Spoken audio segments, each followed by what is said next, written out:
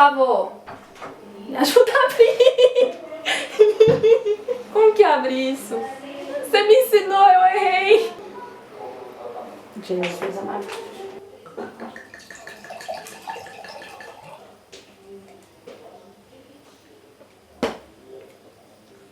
It's fucking over, bitches. If I see one more northerner booktuber going, it's cozy season and I'm just cozying up with my books, I will go apeshit on y'all, because let me tell you, do not universalize your experiences because it is December and I'm fucking melting because it's summer. Hi, hello, how's it going? It's Lo. It's been a hot minute, isn't it? Yeah, I couldn't do much in the month of November. I was trying for some PhD applications. I just finished all of them. So let's, finger crossed, let's hope some of them go right. If they do, I'm gonna celebrate. If they don't, I hope my liver is ready. But since 2020 is finally coming to an end, I decided to do a 3-part series to bid this year the goodbye it deserves. And because this year deserves nothing, I'm actually going to start with the worst books that I've read in the year of 2020. Yes, believe it or not, I read some shitty stuff this year and I actually have thoughts about them. Some of them you heard about it because I've talked about it on camera since I started the channel. Some of them you actually don't know because I read before I started this channel. First things first, we're gonna talk about the worst books of 2020 chronologically, in no specific order. I simply could not be bothered to put this in order. Second thing, these are only going to be the books that really put a bee in my beaver. The ones that make me go, what the fuck? The ones that make me go,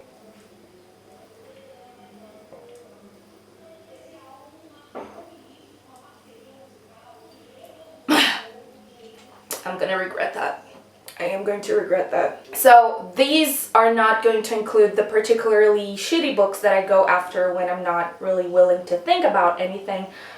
Just simply because these were books that I were actually going into knowing that they would not be good. And it's like, I don't want to talk about them. I want to talk about the things that will give me views, which are apparently are my rants about stuff. Who would have thought that? To be quite honest with all of you, 2020 was actually a pretty good year reading-wise, because just as if for everything else was okay. But I actually didn't read as many bad books as one would think. I actually just read really good books this year. But I did read a couple. I read 1, 2, 3, 4, 5, 6, 7 books that I was like. So I'm gonna talk about these books specifically in this video, and I hope you guys are ready for this. We begin this journey through memory lane with the first book that I read just as quarantine started. I had a couple of backlog books that I was like, I bought and never got around to read. And then quarantine began. I was like, well, this is going to be over in 2 months. Might as well get myself through a couple of these books. And one of the first books that I actually had on the backlog was this one. This is A Letter to the Sky by Boyne.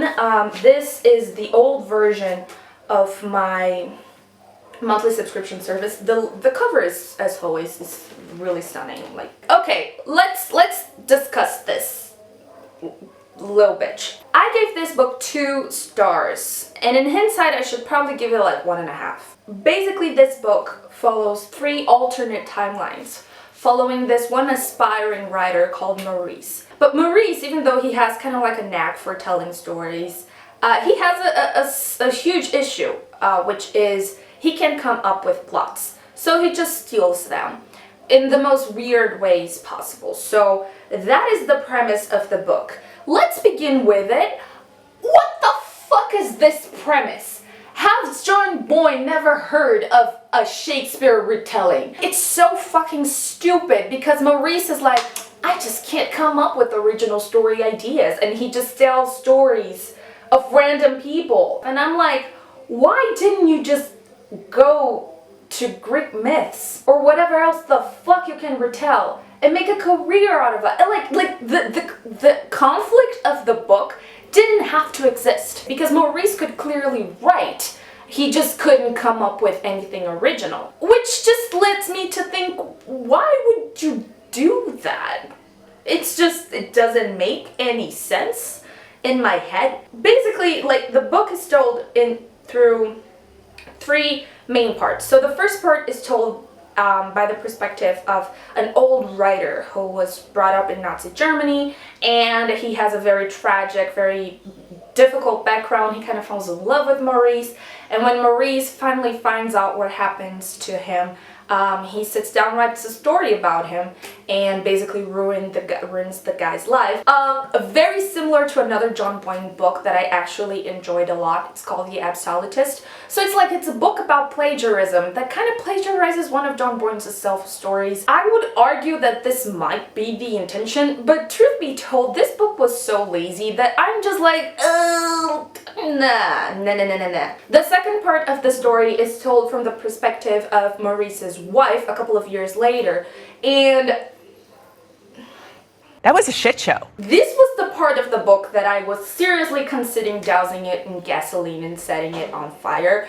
Basically, it's told on the second person, as it's this woman talking to Maurice and telling the story of their marriage. She is also a writer. She's getting some renown with her stories. Maurice is kind of jealous because apparently Maurice is a sociopath. And this apparently is supposed to tell the story of an abusive relationship, which leads me to think that I don't think that John Boyne has ever been the vicinity around someone who has been in an abusive relationship before, because what he writes here, it's not abusive as much as it is lazy writing. Like, it's just not there. It's just not there. But at the same time, it's just so disturbing because it's just so, like, the things that happen are very bad, but the way that they are addressed is just like, that's, I don't know about that. So that part is horrifying, but not in a good, like, oh, spooky thriller type of it. It's just a mess. And it just, like, makes light of a very serious situation, which is people who unknowingly get into relationships with narcissists and sociopaths. And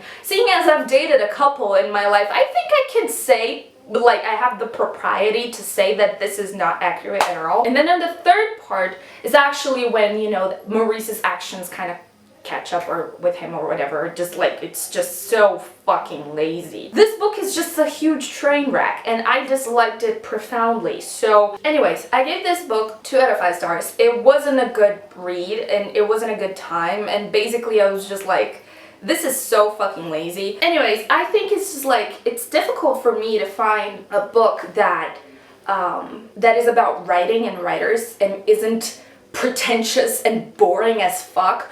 I read one the other day, it's called The Secret Life of Writers, something like that. It just wasn't good either. So I don't know, I think that is just a trope and a theme that doesn't appeal to me at all. So yeah, don't read this book.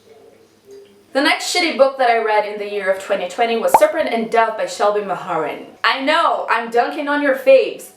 This book was not good. This book was not good. I saw someone on Twitter say that it was Walmart Hellnick, which,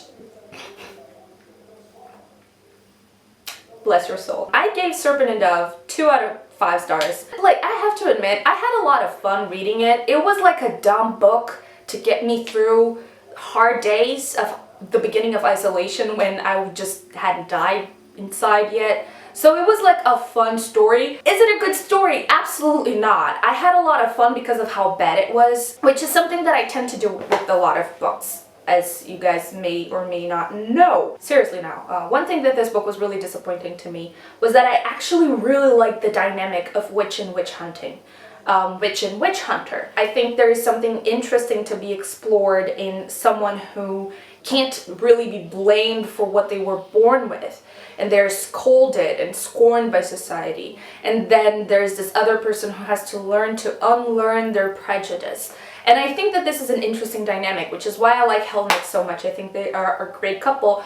And which is why, for instance, I absolutely love Dragon Age, the series, and specifically Dragon Age Inquisition. I think it gives a lot of important insights into the matters of human oppression in a way that is safe for us to explore, and I like this dynamic when it's in a fantasy setting. I think we're able to get a lot out of the discussion and to kind of like get a little more understanding on prejudice and bigotry and oppression. Serpent and Dove missed that. It's just like it flew right over that. It was just crude, childish, badly written.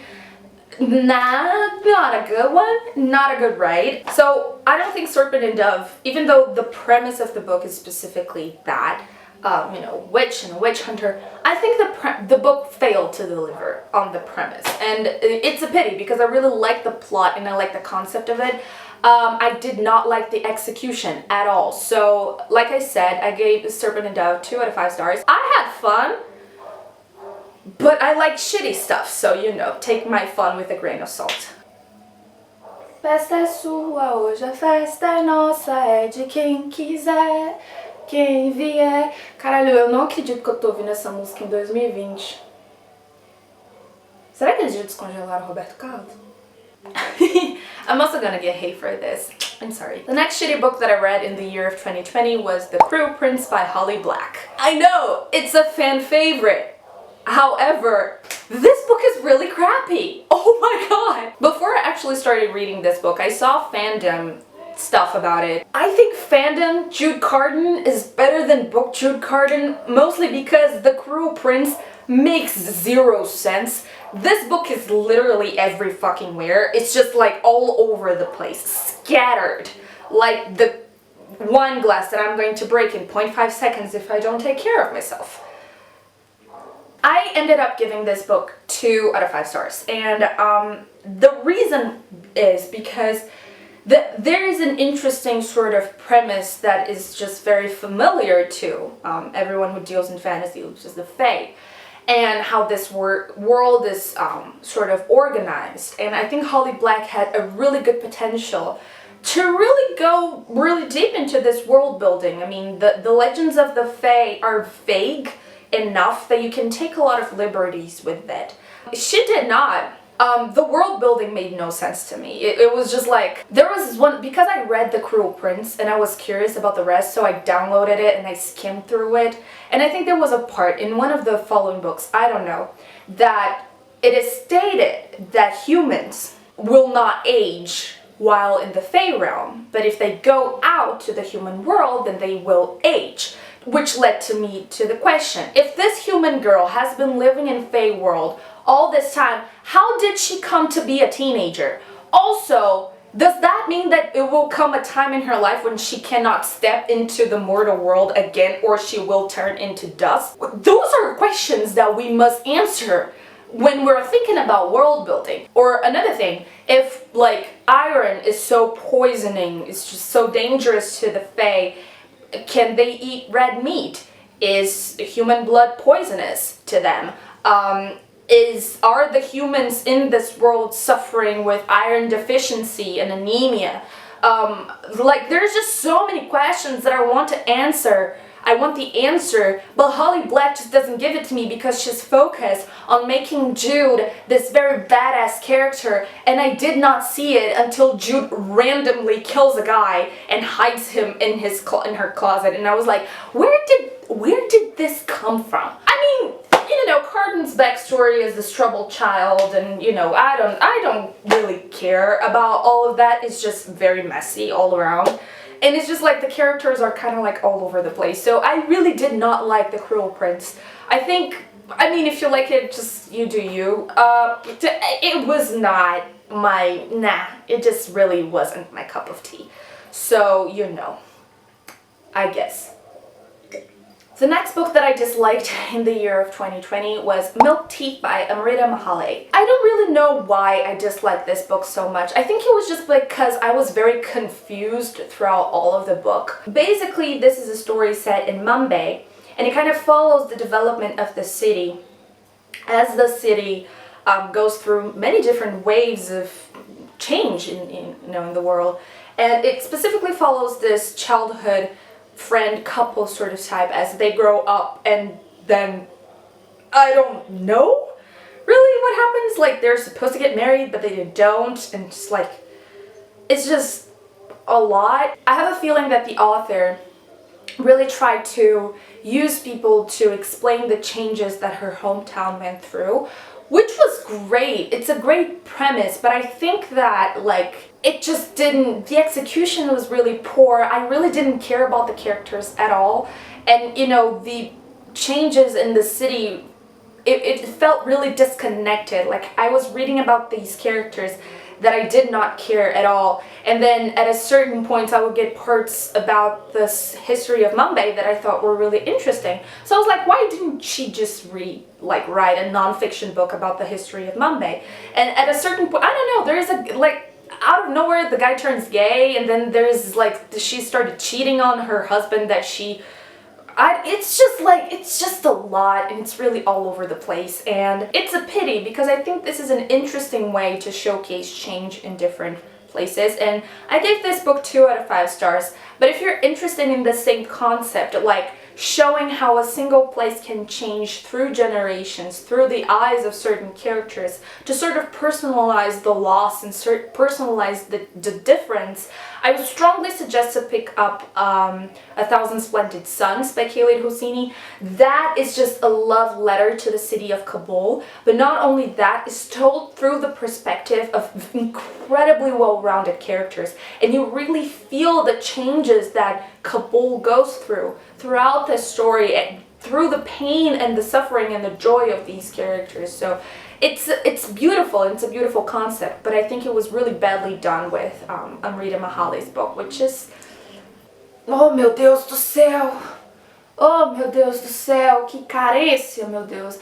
Oh, my dog has a name tag now.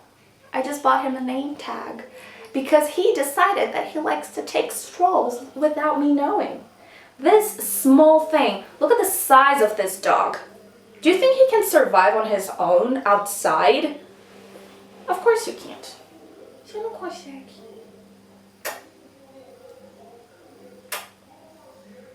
Manda beijo. The next shitty book that I read in the year of 2020 was Throne of Glass by Sarah J. Mistake. Again, this is another very popular book that a lot of people seem to love. Cookie crumbled a little different for me here. I really, as you all know, I really did not like this book. And I think that I did not like this book also because of lazy writing and also because of pretentious writing. I was told that this book was written when Sarah J. Maas was 17. I think I mentioned this, but apparently this book was written when Sarah J. Maas was 17, but it took her 10 years to publish it. So between the ages of 17 and 27, you have to learn a thing or two about good writing. And the fact that so many plot problems, characterization problems, and just plain dumbassery passed through unchallenged and even got published, it's just something that I just can't stomach. Sarah J. Mistake really just showcased to me that we're willing to accept the deepest of mediocrities as long as they come from white people. And if you think that I'm also talking about Judith the incest writer, you would also be correct. You are welcome to hate on me on my Curious Cat. Anyways, I've yelled about Throne of Glass enough, and everybody knows how I stand about it. It's just bad. Selena, piece of shit. Also, where the fuck did that love triangle come from? Apparently she doesn't even stay with either of those two guys. She just finds another guy. The true magic is in her genitals, I will say. Anyways, just not a good time overall, and just a miserable experience for all of the involved parties. Me for reading it, my Kindle for enduring the trauma. Why does Sarah J. Maas likes to hear herself talk so much is something that is beyond human comprehension. And yeah, just no. Throne of Glass got 1 star, and I suggest you read literally anything else instead. The next shitty book that I read was, yeah, I'm gonna need something a little bit strong.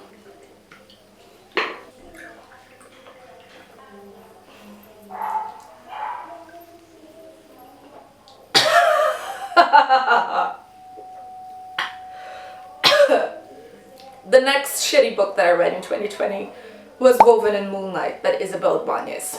I have talked about Woven in Moonlight a whole lot. Y'all know exactly my thoughts about Woven in Moonlight, how much I detest it. One thing that I will say though is that Woven in Moonlight actually kickstarted some very interesting conversations about diaspora kids writing about the country, their country of origin, and the country of their parents. Babella made an amazing video about it, which I'll link below, and Adiba Dargdar, who's also a diasporic writer, also wrote something very interesting about it on Twitter, which I'll also link below. And I was talking to a couple of my friends, and we've kind of came to the realization that once you are a kid in a diaspora, you have two things that can be wrong with your writing when you're writing about your culture or your culture of origin. The first one is the implicit bias that you might have carried from your parents. So since you haven't lived in that land and since you haven't experienced that life, you only have secondhand reports from your parents, people who you admire and people who you love. And this means that sometimes there might be some bias that might come together with what your parents teach you about their culture. And this might be bad, which was clearly the case with Isabel Ibañez. And on the other hand, there are also things that Google could have fucking told you. And this is also wrong with Isabel Ibañez. So there's a lot of things about Bolivian culture that she gets wrong. A simple Google research could have told her that she was wrong, and she didn't even do that smallest effort. I think we can see a trend around this video that I just get really put off by lazy writing, which was the case with Woven in Moonlight. But not only it was lazy writing, but it was actually lazy, harmful writing. Serpent and Dove was lazy writing and I had a blast, but I think that once your laziness actually causes active harm to a certain community, then I think that, you know, that just has to be addressed and it has to be stopped. So yeah, just more coherently with less screaming and less yelling about it. But if I can add something, a little over a month ago, Bolivia actually had an election, and they not only outed the evangelical far right, but you know, they really outed it. They, like, the native people whooped the ass of the white far right, and it was, I think Isabel Ibañez had a really terrible day the day that happened, and if she had a bad day, that means I had a really good day, so you know. Finally, the last shitty book of the year of 2020 was this bad boy. Talked about this in my last wrap-up. Still think it is shitty. And now that I've given it a little bit more thought, I would actually lower this to a 2-star read. 1 star for the edition and another star for the effort. Lovecraft. Man, Lovecraft. Whoa! After I recorded that video and published it, I had an interesting conversation with a couple of people being like, well, can't you, you know, ignore the racism in Lovecraft, which is something that you kind of have to do with a lot of those very classic authors and writers, such as Edgar Allan Poe, for example. There are some passages in his story where there is like very racist portrayals of stuff. And sometimes you can't, but in Lovecraft's case, you actually cannot, because the core of Lovecraft's mythology and the core of the Lovecraftian universe is just racism. Lovecraft is writing, extrapolating his inherent fear that he's taken so much pride and so much of his own personal sense of self. It's just based on the fact that he's a white man who is rich and from New England, from a very traditional family. And what's terrifying for him is the fact that these people who come from other places that he would never dare to imagine, because he never dared to leave his city of Providence, Rhode Island. He was just so deeply afraid that these people would show him how unprepared, mediocre, and just plain insignificant that he was. He, a person who was accustomed to be catered to his every need. So racism is central to the mythos of Lovecraft. It is impossible to talk about Lovecraft, not talk about his mythos, and not talk about how racism is foundational for his mythos. This was actually hailed as horrifying and terrifying because it found an audience on other white men, and, you know, even white women who are like scared and afraid of these aliens who would come to show them that their race did not make them inherently great. Their money did not make them inherently great. Their social status did not make them inherently great. And while this was scary to them, this just sounds very fucking awesome to me. So I think that there is a very interesting potential to twist Lovecraft into something that he would have hated. And everything that makes Lovecraft sad also makes me very happy. So it's just like an interesting sort of study on what we think is horrifying is also very illuminated by racism and classism and sexism, and all of these isms come together to create what we call the horror canon.